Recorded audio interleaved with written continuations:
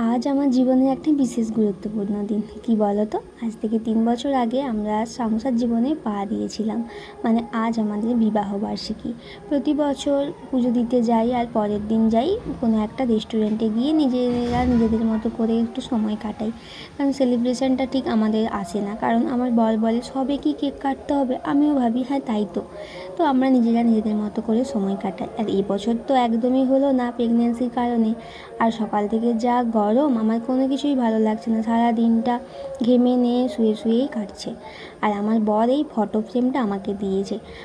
আমাকে সব কিছু ও কিনে দেয় জানো তো, কিন্তু কখনো নিজে থেকে কিছু দেয় না। আমি এবারে বলেছি, তোমার যা মন হয় তুমি নিজে থেকে যদি কিছু দাও আমি বেশি খুশি হব।